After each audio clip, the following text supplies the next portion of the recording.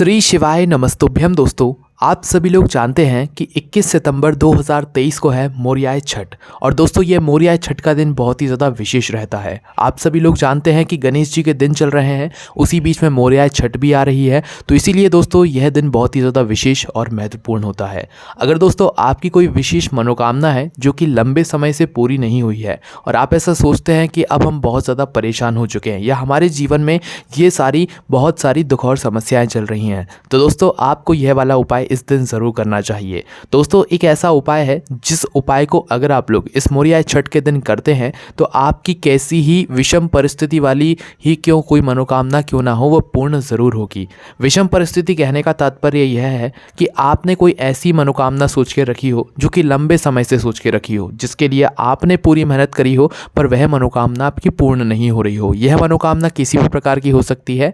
तो दोस्तों, उसी मनोकामना को पूर्ण करने के लिए आपको यह वाला उपाय इस दिन ज़रूर करना है, क्योंकि जब हम कोई उपाय विशेष दिन पर करते हैं तो उसका फल हमें बहुत जल्दी मिलता है और ज़रूर मिलता है। ठीक है, तो यह वाला उपाय आपको जब करना है जब आपने बहुत सारे उपाय करके देख लिए हैं, बहुत सारी चीज़ें करके देख ली हो, व्रत करके देख लियो अपनी इस मनोकामना के लिए, तो भी नहीं पूर्ण हो रहा हो, तो आपको यह वाला उपाय करके ज़रूर देखना चाहिए। तो दोस्तों, इस उपाय में क्या करना है वो आप लोग ध्यान से सुनो। देखो, इस उपाय में मात्र आपको 2 चीज़ों की आवश्यकता होगी। पहला तो एक बेलपत्री, कितनी, मात्र 1 बेलपत्री, है ना। उसके बाद में दोस्तों 7 लोटा जल। अब आप कहोगे ये 7 लोटा जल कहाँ से आएगा, तो देखो 7 लोटा जल अब 1 लोटा में तो भर के हम लेकर नहीं जा सकते, तो एक अलग से पात्र में आप लोग शुद्ध पात्र में एक साथ जल भरकर लेकर जाइएगा और अपने साथ में 1 लोटा लेकर जाइएगा, मात्र इस उपाय को करने के लिए, है ना। कब करना है ये उपाय? प्रातःकाल सुबह सुबह मोरियाय छठ के दिन, मतलब 21 सितंबर 2023 को। जैसे ही आप शिव जी के मंदिर पहुँचेंगे, शिव जी के मंदिर पहुँचने के बाद आपको प्रातःकाल सुबह सुबह ही पहुँचना है। मंदिर पहुँचने के बाद सबसे पहले आप लोग अपना वह जल का पात्र जो भी लाएं आप लोग वो नीचे रख दीजिए। सबसे पहले आपका काम रहेगा इस बेलपत्र का, है ना। तो सबसे पहले आपको यह बेलपत्र को माता अशोक सुंदरी जी वाले स्थान पर समर्पित करना है। अब आप पूछोगे ये माता अशोक सुंदरी जी वाला स्थान होता कहाँ पर है, तो ये बात आप सभी लोग जानते हैं कि जो जलाधारी होती है, जलाधारी के बिल्कुल बीचों बीच का जो स्थान होता है, जहाँ पर कई जगह नाग देवता बने होते हैं, कई जगह मोटी सी लाइन होती है, वो स्थान होता है माता अशोक सुंदरी जी का स्थान। तो मात्र आपको करना यह है कि उस अशोक सुंदरी जी वाले स्थान पर आपको सबसे पहले इस बेलपत्र को समर्पित करना है। किस बेलपत्र को? इसी एक बेलपत्र को समर्पित करना है। अब जब इस बेलपत्र को आप माता अशोक सुंदरी जी वाले स्थान पर समर्पित करेंगे तो इस बेलपत्र की जो डंडी का मुख होगा ना, वो डंडी का मुख होना चाहिए जलाधारी की तरफ, मतलब जहाँ से जल नीचे गिरता है ना, उस तरफ करके इस बेलपत्र की डंडी का मुख करके आपको इसे माता अशोक सुंदरी जी वाले स्थान पर जलाधारी के बिल्कुल बीचों बीच इसको समर्पित करना है। ठीक है, इस बेलपत्र को इस माता अशोक सुंदरी जी वाले स्थान पर समर्पित करने के बाद इसी बेलपत्र को आपको वापस से उठाना है। कुछ समय समर्पित रहने देना है, कम से कम 5-10 सेकंड तक। उसके बाद इसी बेलपत्र को वापस से उठाना है। ठीक है, क्या करना है? उठाना है। उठाने के बाद इस बेलपत्र को भगवान शिव जी पर अब आपको समर्पित करना है। क्या करना है? भगवान शिव जी पर आपको समर्पित करना है। अब जब भगवान शिव जी पर आप समर्पित करेंगे तो इस बेलपत्र की डंडी का मुख पीछे की तरफ होना चाहिए और जो बीच वाली बड़ी पत्ती का मुख है अब वो आगे की तरफ होना चाहिए, है ना। तो इस बात को आप लोग समझ गए होंगे कि जो डंडी का मुख है, जब शिव जी पर आप इसी बेलपत्र को चढ़ाएंगे तो डंडी का मुख पीछे की तरफ होना चाहिए, है ना। तो आपने ये बेलपत्र को भगवान शिव जी पर चढ़ा दिया। अब इसके बाद में आपको क्या करना है? आप जो अपने साथ में एक पात्र लेकर आए हैं, 1 लोटा या 1 जल लेकर आए हैं, वो जल को आप लोग सामने रख लीजिए, है ना। अब देखिए, 1-1 लोटा जल करके आपको पूरा 7 लोटा जल भगवान शिव जी पर इसी बेलपत्र के ऊपर समर्पित करना है ना। पहले तो अपनी वह बाल्टी है जो भी पात्र में आप जल लेकर आए वो सामने रख लीजिएगा और अपने साथ में 1 लोटा रखिएगा। उस 1 लोटे जल को भरिए। 1 लोटे जल को धीरे धीरे करके एक धारा से पूरे मन और पूरे भाव से श्री शिवाय नमस्तुभ्यम का जाप करते हुए चढ़ाते जाइए। तो दोस्तों, अब आपको करना यह है कि अपने उसी 1 लोटे से आपको अपने जल पात्र में से जल भर भर के भगवान शिव जी पर चढ़ाना है, वो भी एक धारा से धीरे धीरे करके, है ना। जैसे कि 1 लोटा जल आपने भरा, वो आपने शिव जी पर चढ़ा दिया, फिर दूसरा भरा, फिर तीसरा भरा, फिर चौथा भरा, फिर 5वां भरा, फिर 6वां भरा, फिर 7वां भरा। इस तरीके से 7 लोटा जल अलग अलग करके भगवान शिव जी पर उसी बेलपत्र के ऊपर आपको एक धारा से करके चढ़ा देना है। चढ़ा दिया आप लोगों ने 7 लोटा जल इस बेलपत्र के ऊपर भगवान शिव जी पर चढ़ाने के बाद आपको क्या करना है? कुछ समय भगवान शिव जी के नाम का वहीं पर बैठकर जाप करना है। भगवान से अपनी मनोकामना का स्मरण करना है, भगवान से अपनी मनोकामना बोलनी है, जिस मनोकामना के लिए आप ये उपाय कर रहे हैं। उसके बाद में जैसे आपके ये सारे काम हो जाए, आपने जो बेलपत्र भगवान शिव जी पर चढ़ाई है उस बेलपत्र को उठा लो। क्या करना है, उठा लो और उठाकर सीधा अपने घर लेकर आ जाओ, क्योंकि इस बेलपत्र को आपको अपने घर पर रखना है ना। तो इस बेलपत्र को उठाकर भगवान से प्रार्थना करके इसे अपने घर पर ले आओ, है ना। घर पर जैसे ही आप इस बेलपत्र को ले आते हो तो इस बेलपत्र को आपको अपने घर में जो भगवान जी वाला स्थान होता है वहाँ पर रख देना है या किसी शुद्ध स्थान पर रख देना है ना। जब आप इस बेलपत्र को अपने घर पर लाएंगे तो इसे कितने दिनों तक आपको अपने घर पर रखना है, आपको इस बेलपत्र को अपने घर पर 11 दिनों तक रखना है या तो 21 दिनों तक रखना है। आप चाहें तो 11 दिन भी रख सकते हैं, चाहे तो 21 दिन भी रख सकते हैं, ठीक है, ये आपके ऊपर है। तो आप इस बेलपत्र को 11 दिन या 21 दिन अपने घर में रखने के बाद किसी भी बहते हुए जल में आपको इसे विसर्जित करना है, मतलब प्रवाहित कर देना है ना। जो जल बह रहा हो और जो जल चल रहा हो उस जल में आपको इस बेलपत्र को मतलब प्रवाहित कर देना है, समर्पित कर देना है, ठीक है। कब करना है, 11 दिन या 11वें दिन या 21वें दिन, है ना, या इसके बाद में, है ना। तो आपको इस बेलपत्र को लेकर जाना है किसी भी बहते हुए जल में या किसी भी नदी में, और वहाँ पर जाकर जब आप इस बेलपत्र को विसर्जित करो या इसे प्रवाहित करो तो उस समय अपनी मनोकामना मन से बोलना, दिल से बोलना और भगवान से प्रार्थना करके इस बेलपत्र को वहाँ पर समर्पित कर देना।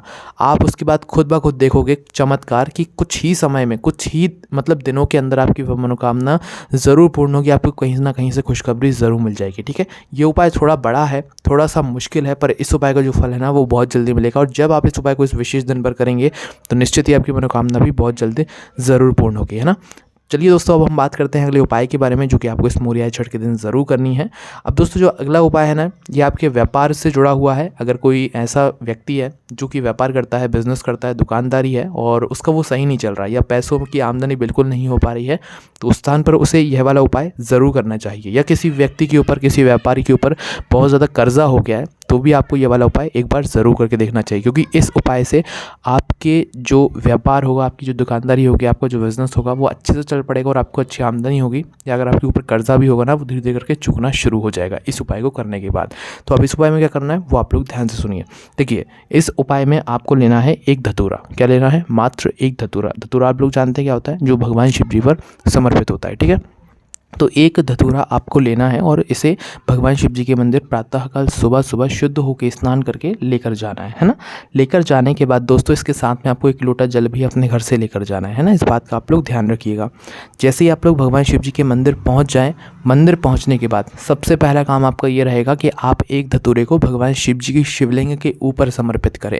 अब जब आप इस धतूरे को समर्पित करेंगे तो ध्यान दीजिएगा कि ये जो धतूरा रहेगा इसमें एक आगे का भाग होगा, एक डंडी का पीछे का भाग होगा। तो आपको इस बात का ध्यान रखना है कि ये जो धतूरा है इसकी डंडी जो है ना विपरीत दिशा में होनी चाहिए। मतलब आप जिस तरफ से मतलब धतूरे को चढ़ा रहे हो भगवान शिव जी की शिवलिंग के ऊपर, आपके सामने की जो दिशा होगी उस तरफ इस डंडी का मुख होना चाहिए। मतलब जो कांटे वाला भाग होगा ना वो आपकी तरफ होना चाहिए इस धतूरे का, और जो उस धतूरे की डंडी का भाग होगा वो आपकी विपरीत दिशा में, मतलब आपके सामने की तरफ होना चाहिए। इस प्रकार से आपको इस धतूरे को भगवान शिव जी पर चढ़ाना है। फिर चढ़ाने के बाद इसी धतूरे के ऊपर भगवान शिव जी की शिवलिंग के ऊपर एक लोटा जल धीरे धीरे करके श्री शिवाय नमस्तुभ्यं बोलकर आपको चढ़ा देना है, ठीक है। चढ़ने के बाद भगवान से अपनी मनोकामना जो जिसके लिए आप ये उपाय कर रहे हैं, आपको व्यापार में उन्नति प्राप्त करने के लिए या कर्जे से मुक्ति पाने के लिए, आप वो उसका स्मरण कर लीजिए। निश्चित ही कुछ ही दिनों में आपको जो भी ये दिक्कतें समस्याएं चल रही होंगी, व्यापार से जुड़ी हुई है, कर्जा मुक्ति से जुड़ी हुई है, वो सारी कुछ ठीक हो जाएंगी, ठीक है, भगवान के आशीर्वाद से। पर आपको मेहनत खुद भी करना पड़ेगी। ऐसा नहीं कि आपने उपाय कर लिया और आप कुछ नहीं करेंगे, मेहनत आपको अपनी तरफ से पूरी करनी पड़ेगी, है ना। चलिए दोस्तों, उसके बाद हम बात करते हैं अगले उपाय के बारे में जो कि आपको इस दिन विशेष रूप से करना है। ये उपाय आपको जब करना है जब आपके शरीर में या किसी भी व्यक्ति के शरीर में रोग और बीमारियों ने बहुत मतलब कष्ट दे रहे हों, रोग और बीमारी बहुत ज़्यादा बढ़ गई हो और शरीर में बहुत ज़्यादा कष्ट हो रहा हो, तो आपको यह वाला उपाय ज़रूर करना चाहिए। इस उपाय को करने से आपके जीवन में या आपके घर परिवार में जिसको भी रोग और बीमारी हो रही हो वो सब कुछ ठीक हो गया। और गणेश चतुर्थी के ये दिन चल रहे हैं, गणेश जी के दिन चल रहे हैं, तो भाई ये वाला उपाय इस दिन आप लोगों को बहुत ज़्यादा फलदायी होगा, है ना। अब इस उपाय में क्या करना है वो आप लोग सुनो। तो देखिए, इस उपाय में सबसे पहले आपको एक नाम का विशेष रूप से ध्यान रखना है जो कि है लकुलेश महादेव, है ना। लकुलेश महादेव का आपको नाम का ध्यान रखना है क्योंकि ये नाम आपको इस उपाय में उपयोग ज़रूर करना है।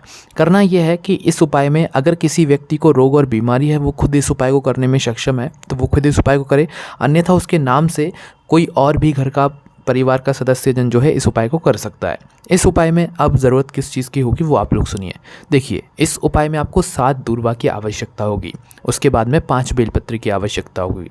अब 7 दूर्वा की आवश्यकता होगी, दूर्वा मतलब गणेश जी की दूर्वा है ना, और गणेश चतुर्थी के दिन भी चल रहे हैं, तो आप लोगों को 7 दूर्वा इस उपाय में लेकर आनी है। एक एक दूर्वा का जो गठ होता है वो लेकर आना है, और 7 दूर्वा का जो है आपको एक गांठ बना लेनी है।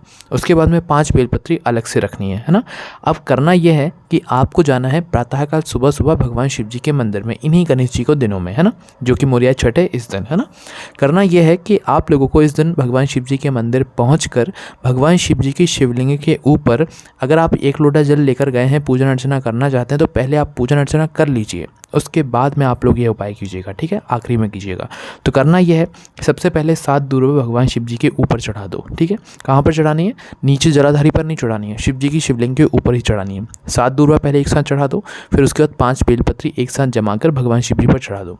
चढ़ाने के बाद भगवान से प्रार्थना कर लो, और चाहो तो शिव जी पर चढ़ा हुआ जल लाकर उस व्यक्ति को पिला सकते हो, या कोई वही इस उपाय को करने के लिए गया तो वहीं के वहीं वह उस जल का आचमन कर ले जो शिव जी की जलाधारी से नीचे कर रहा है, ठीक है। तो ये दोस्तों, ये भी एक बहुत ही बड़ा और विशेष उपाय है, जिससे कि किसी भी प्रकार की रोग और बीमारी क्यों ना हो वो ज़रूर ठीक होती है। और कई सारे लोगों को आपने देखा होगा सफ़ेद दाग की भी दिक्कत होती है, तो उस जगह पर भी ये वाला उपाय आपका ज़रूर काम करेगा। सफ़ेद दाग की दिक्कत भी आपकी दूर होगी इस उपाय को करने से, है ना। उसके बाद में दोस्तों, अगर शाम के समय की बहुत उत्तम उपाय की बात करें तो दोस्तों, इस दिन आप लोग शाम के समय भगवान शिव जी के मंदिर जाकर आप लोग वहाँ पर एक गोल बाती का घी का दीपक लेकर जा सकते हैं, पर उसमें आप लोग एक जो है कुछ काली तिल के जो दाने होते हैं ना पूजन वाले, वो डालकर अगर लेकर जाते हैं और इस दीपक को ले जाकर फिर भगवान शिव जी के मंदिर शाम के समय लगाते हैं, तो भगवान शिव जी से आपसे बहुत प्रसन्न होते हैं। तो दोस्तों, ये कुछ विशेष उपाय थे जो कि आप लोग 21 सितंबर 2023 मोरियाई छठ के दिन कर सकते हैं। अगर इन उपाय करने में आपको कोई भी दिक्कत समस्या आती है, आप हमसे कमेंट करके पूछ सकते हैं। ओम नमः शिवाय, जय भोले बाबा, श्री शिवाय, नमस्तुभ्यम।